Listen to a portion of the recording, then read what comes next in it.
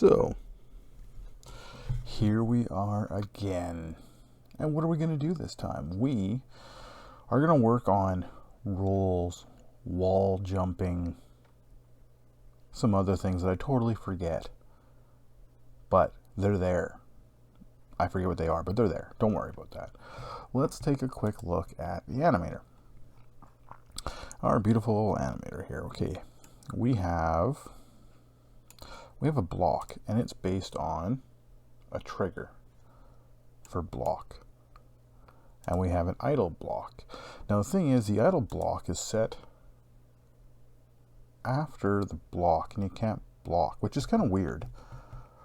So there is a idle block here. And if it's false, we come here. I'm going to make a transition going the other way based on the idle block being true, because that only makes sense to me, that we would be blocking if we hit a button, right? And then we can go into here and we can say,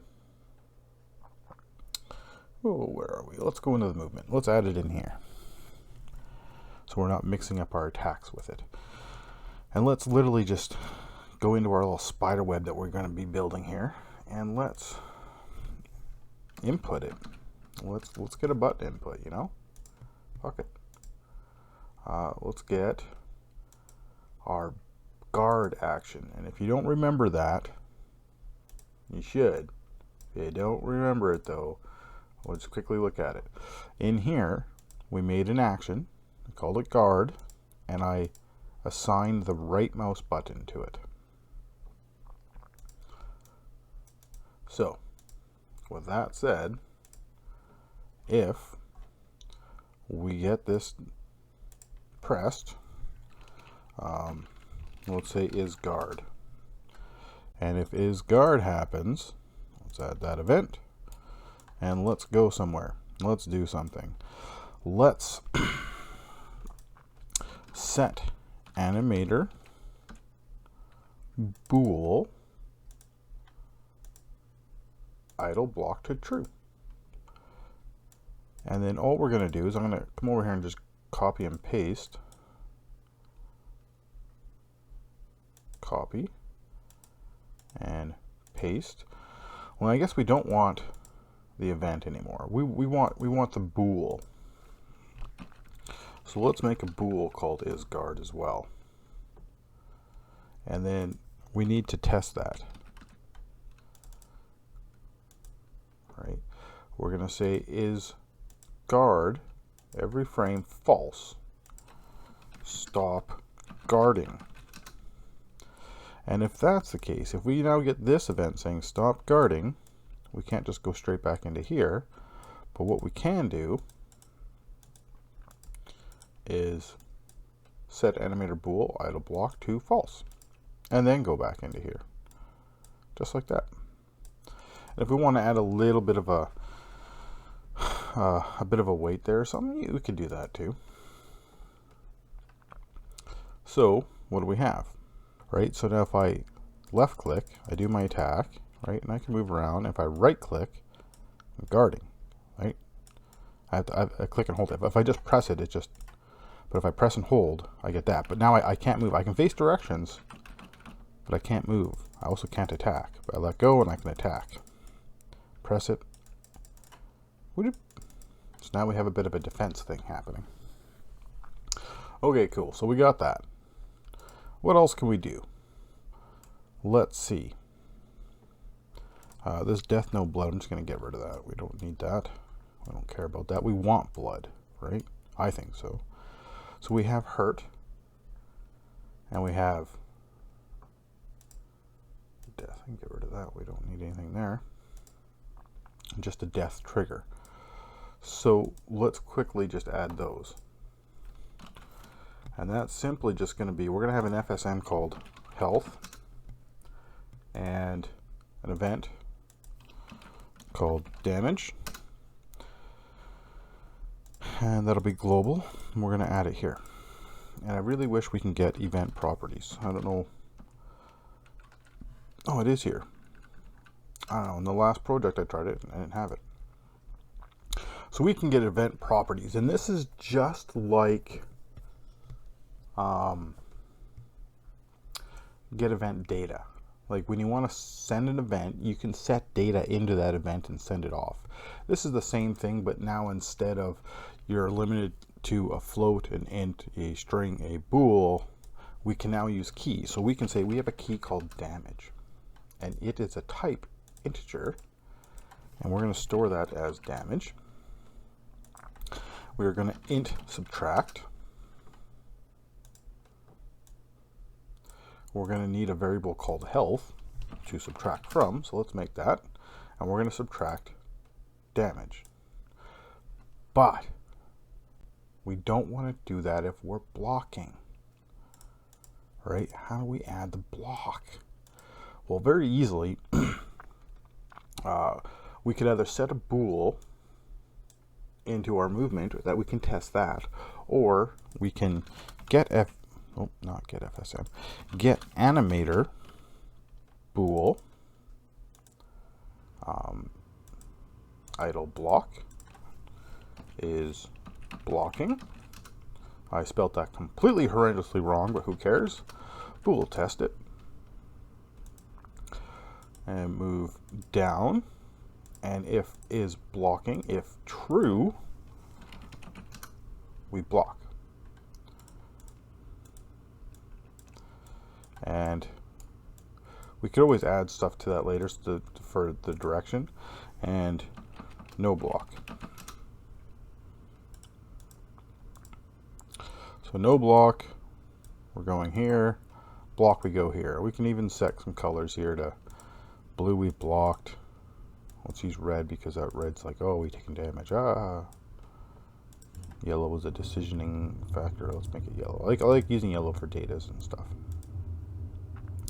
So if we block, we need to set animator trigger block.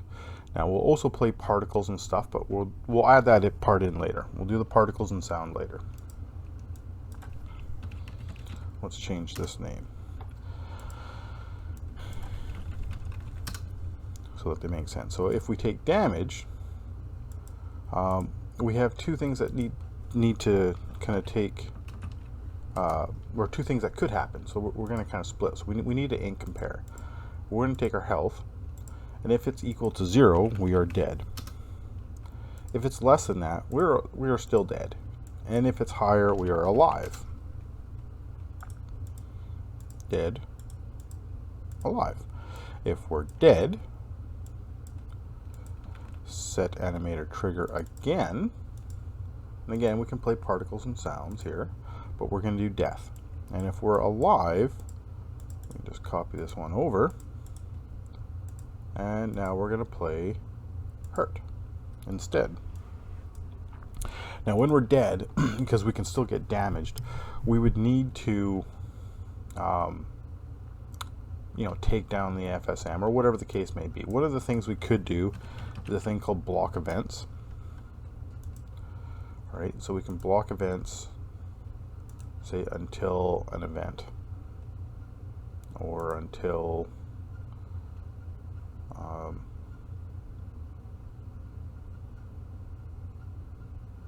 until false, and we need a bool. Okay, is dead. All right, so that means we need to set the bool, because we don't have it. Well, we just made it, but we need to set it. So until false. So is dead is true. And just to be on the safe side, over here, let's put it is false. Or we can put that in the hurt even. How about that? That makes more sense. There. And now we can take damage. We can die. Once we die, this event can't fire anymore because of this guy here will be blocking it. So now we've covered death and hurt. I think we have the jumps, don't we? Oh, yeah, I'm pretty sure we do. We have the blocks. We have the attacks. We have the hurt. We need the rolls and the wall slides. So what is a roll? Well, animator wise, it is just a trigger saying roll. Okay. Well, let's also add this one to the same spot here, so that we can't jump or attack, so we can leave this state, so we can prevent those just automatically just by being in a different state. So what do we want to add a key? Maybe we want to double press. You think double pressing is good? Double press the direction? That sounds pretty good. Why not? Let's go that way.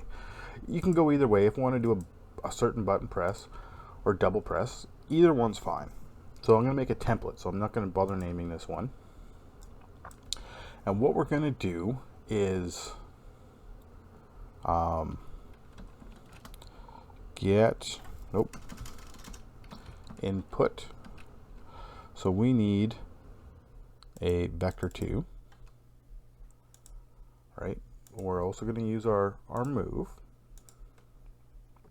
We're going to store, we'll say the X. Right? Okay, so now we have a vector 2. We're storing it all the time. Well, what good is that? So float compare. Let's compare that. We're actually going to need 2 compares, but we're going to use one at a time here. So if X is greater than 0.1, we are moving right, or we pushed right anyways, right? Get it? Right? Right, and let's also put one here. Now let's go negative 0.1 and not moving right, but now for less, we're moving left. We're moving left. Now we can go over here. All right, so now we know if we're going left or right. So if we are going right, you're assuming that we're holding down right. We've got to try to visualize this as we're making the code. We're moving right, we're over here. If we let go of right, we'll be back in here. We don't want to be that. But we want it, so if we let go of right and then press right again within a certain time frame, we're going to do a roll. But if we push left, we want to go to this side, because then we can possibly roll on this side. So we need a float compare, because if we're in the right side, we need to be able to switch over and go to the left side. And vice versa. If we're in the left side, we need to be able to go to the right side. Okay. Now, while we're in this side, we're moving right. Now, if, need another float compare here, if it is equal, we'll say to 0, I don't know if I want to give it a 0.1. Yeah, we'll give it a 0.1 tolerance. So if we hit 0, if it's equal to that, we've gone idle. And I spelled that again horrifically with my capitals. It's almost becoming a staple in how I do things. So we're idle. So we're going idle. So you would think you can just go back here, right? We don't want that. What we want is we want to go to another state. And this one's going to have a wait. And just for the ability to adjust this, let's say the delay value. Let's make a float. And we're going to put this as an input. And we're going to default it as, I don't know, 0.3. But it's going to be an input. So we're going to wait for the delay value. And then we're going to go back to idle. Right? Now, I'm also, because we want this as snappy as can be, while we're waiting in here, I also want to be able to move left. I want to be able to switch and change my mind and move left. Now, if we get move right again, that means we've had to push right and then let go without pushing left to go back to the idle, which goes here. Now, after a short period of time, it's going to go back here, or if we push left, it's going to go here. But if we push right, we want to roll to the right. I probably should have said roll right. Right? We want to roll. So now we can set animator trigger, roll. Now the roll also needs some velocity, right? So we would need to set velocity 2D on the X, and we're gonna give it a hard value. We're gonna say we'll say 7. Now then we're going to do this every frame, and we're going to wait. Now, I don't know how long to wait for. We're going to have to look at that animation. But then in the end, we finish, and now we can go back here. Right? So we can copy this state over and place it over here. Only this one's going to be -7. Right? And it's also going to go back here. And this guy also needs this idle.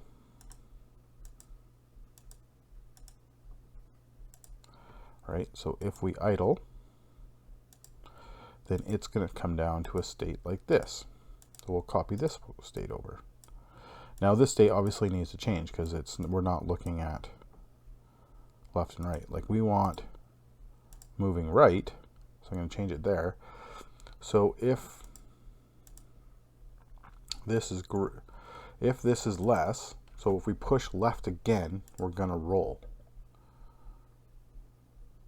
Right, but if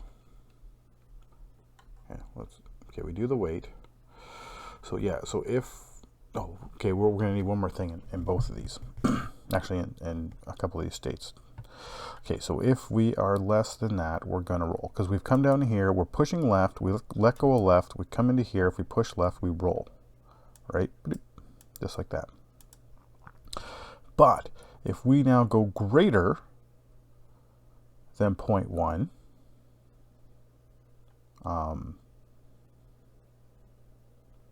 we're not going to roll anymore. We're going to be moving right. It's going to go this way. Right? Just like that. They kind of crisscross. Now the thing is, we're float comparing an X. And we're float comparing an X in all 4 of these states. Well, what the hell is X? We didn't change it since up here. So we need that same action in all 4 of these, so that those X's can actually update, just like that. Now I'm going to save this as a template. We're going to call it roll.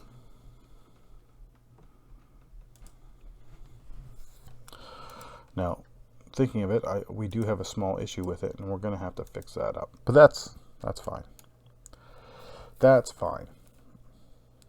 But for now, we can test it. So let's run FSM,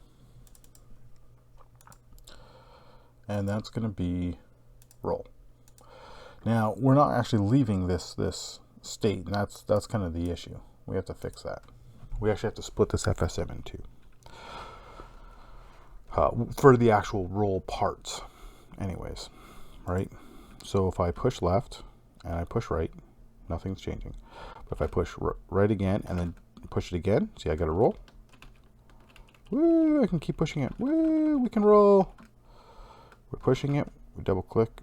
Oh, see, that speed's a little long. I get that little burst of speed, which actually doesn't look that bad, actually. It actually suits it almost. But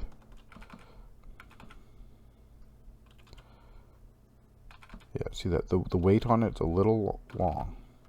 So we do need to adjust it, which is fine. I was expecting it to having to adjust it. Right? It's not like I was going to pinpoint this. And apparently I screwed something up over here. So back to idle we never put in. That obviously needs to go in. So these are the two states that actually need to come out. And you'll see why. So we have, so in the actual rolls, and since these are the states that have to come out, it's not a big deal. So what we're going to do is we're going to add a new state here, and this is what the roll is going to be. A new state here, and this is what the roll is going to be. And this one's going to send event to the host roll right. Copy, paste, only this one's going to be roll left. Just like that. These two, I'm actually just going to copy those. Copy, delete them, go back up here, and paste them. Oh, yeah, they're there. I was like, where's the other one? Right, so now we have these two rolls. But now we have two events that it's expecting. A roll right, roll left. And they aren't globals or anything. You can make them globals. If I wanted to, I can say, okay, well, this one's now going to be a global roll right, and this one's going to be a global roll left. But you also could just add them into here and go here. It's kind of preference. Right, so roll left. Now, like I said, this wait's actually a little too long, so we're going to cut this down to 0.6. And then I'm going to finish and go back into here. Just like that. So now as I'm rolling, I can't give attack commands, I can't give jump commands. I can do it right after, but as you see, I can still roll fine, and I can jump after. And if I'm rolling, I can't attack, right? I can't jump. Oh, see, I can jump at the end, right? So now, but and time-wise, it's almost just perfect on that 0.6 in the ways of how far we're moving and how fast we're moving, right? Perfect. So these things have events. If you're getting those errors, if you're using the same thing I'm using anyways, and it's harmless, it's not going to hurt nothing. But at the same time, I'm going to get rid of it because it's annoying. Get rid of that stupid event. Just click on the animation, right? I'm sure a lot of these have animations. I don't need any of them. Or we don't need any of them. We're going to build all our own stuff anyways. We don't need it. There's a slide dust.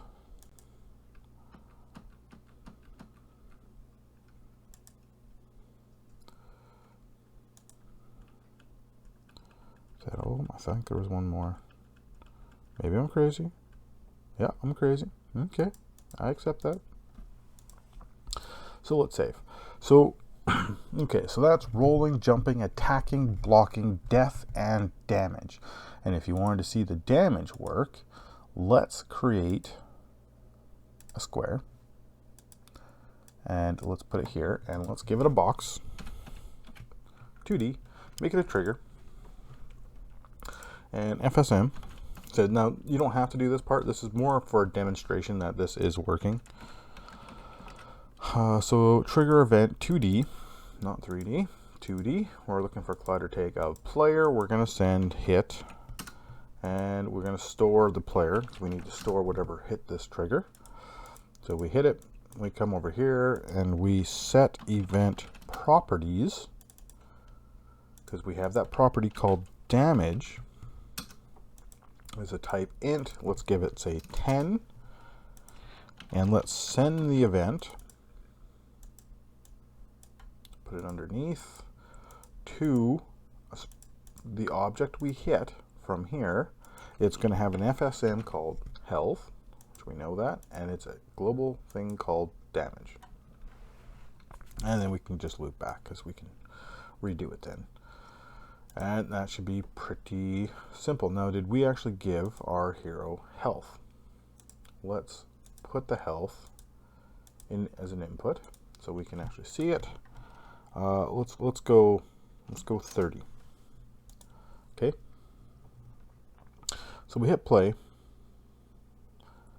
Can now demonstrate our damage. I'm going to take our trigger and smack our player. Oh, see, he took damage. He flickered. He did his animation, and he took 10 damage. Perfect. And we hit him again, and we hit him again, and he dies. Perfect. And actually, one more thing we want to test. So that all works. Now we want to check that block event, right? Because we hit him, and we hit him. He dies. I should not be able to hit him again. See that? I can't hit him again. I haven't changed his layer. I haven't done jack shit. But what I have done is put this block in here. And that's saying no more damage. He is dead. Leave this poor guy alone, you bastard. So that's kind of what's happening. So let's get rid of that. We don't need that block.